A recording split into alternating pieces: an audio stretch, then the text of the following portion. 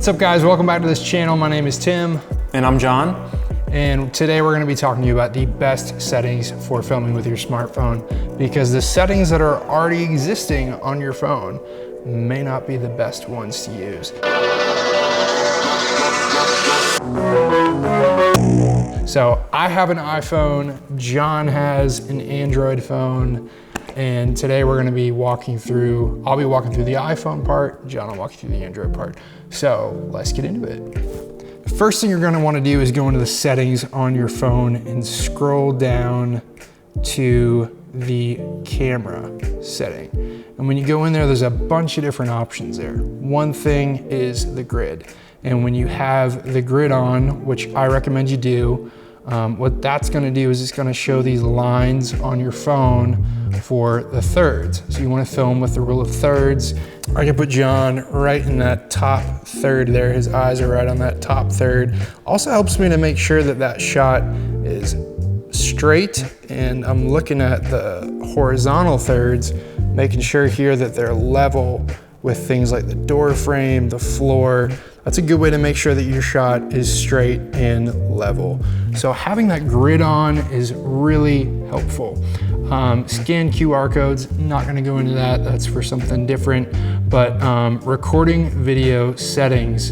Now, if you wanna record at 24 frames per second, which I recommend, to me, it's the most naturally just pleasing look.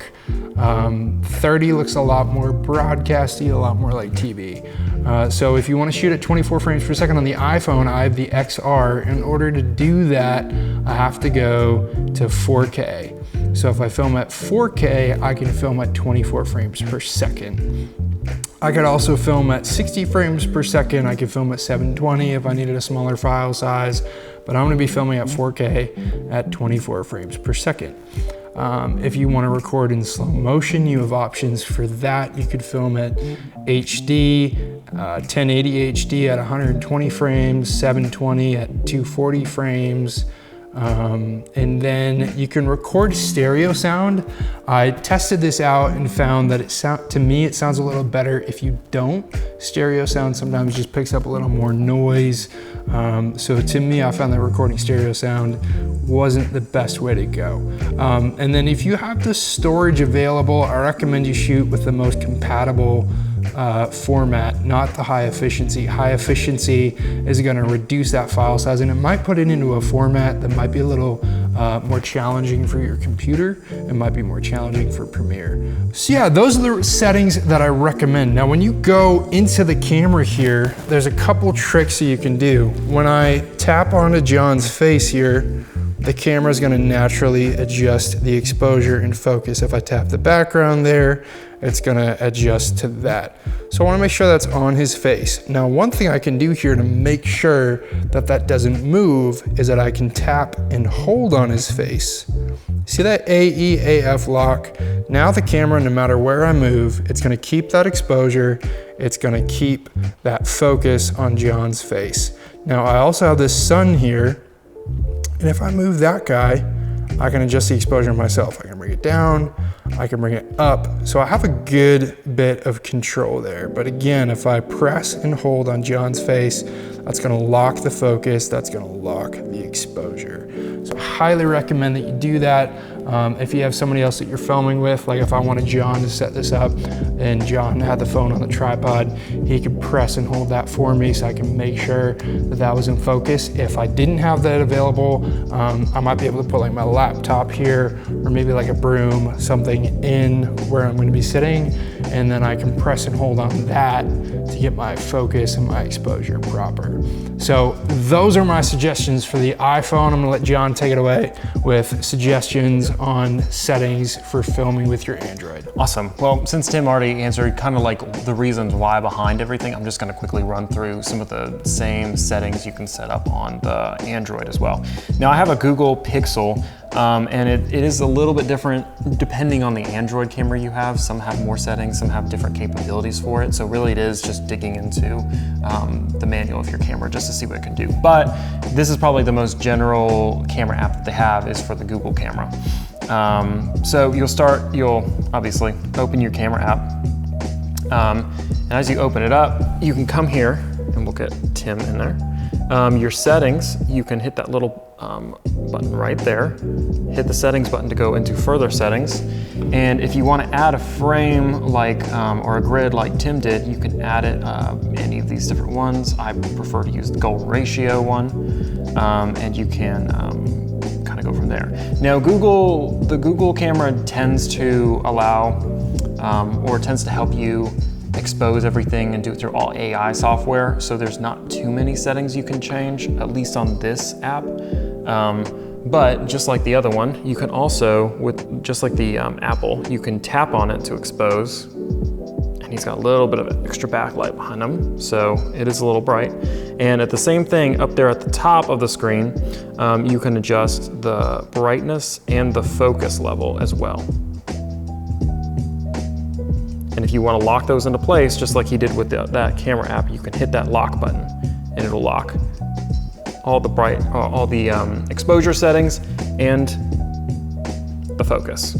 And that's about it for the Android. If you are interested in having more options for your camera, you can download a couple different ones. One thing I do recommend is the 4K camera setting, and it allows you to pick your aspect ratios, your resolution, and your frame rate, bit rate, and video formats. Also, you can manually adjust everything like you would on a normal camera. Your ISO, your shutter, white balance, focus control, zoom control, and your aperture. If you're looking to do a little bit more with your camera on your phone, you can, I would suggest downloading an app like that. A nice feature with this is you can actually select your audio settings on this, and you can select camcorder, an external mic, Bluetooth, or default, and do your channel, sample rate, bit rate, and audio format. So this thing really allows you to really nail in what all you want to do. Nice. Also allows you to see histograms, zebra stripes, focus peaking, all the normal things that if you do know how to use a more professional camera, it'll be, you'll kind of like to be able to use some of them for sure. So when you actually go to send these files to the person that's editing your footage, or if you're doing it yourself, one of the best ways to do it easily is through either Google Drive or Dropbox. Now, if you are editing it yourself, you can also connect to your computer and pull the files out. At least you can on Android. I'm not really sure if iPhone you can. I haven't had a whole lot of luck with doing that with the iPhone, so I definitely use Google Drive and Dropbox for transferring the files.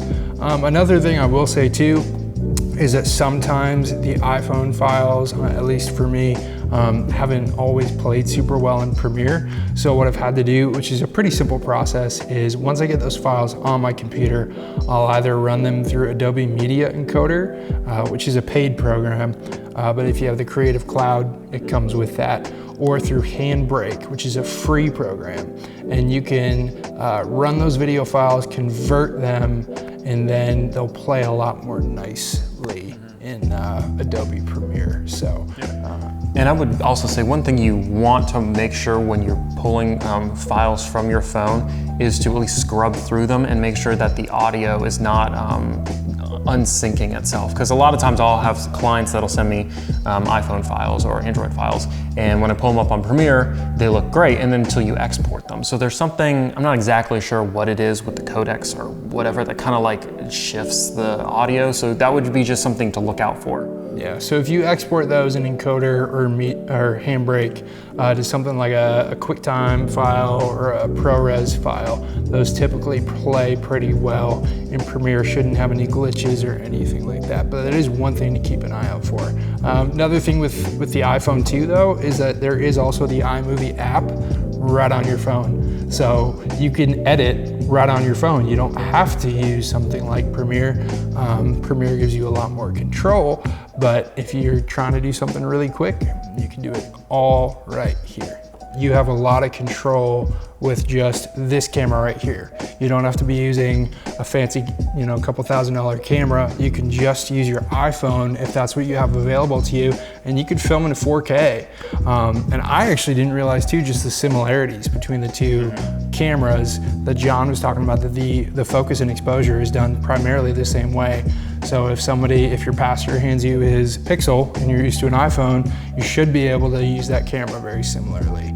So just again, don't let the tools that you have around you discourage you from making a video. Just because you just have an iPhone doesn't mean that you shouldn't make a video. You can use that as a great camera, and you can still adjust things like your focus, your exposure, to make a really great video. So really appreciate John coming out here and showing about the Android side of things. If you have any questions or if you have any suggestions, feel free to comment with those below. Go check out John's channel, Frame Voyager, for some pretty cool video content. And as always, if you're looking for more tips and tools for church video production, go ahead and subscribe, comment on this video, give it a thumbs up, and we'll see you in the next video.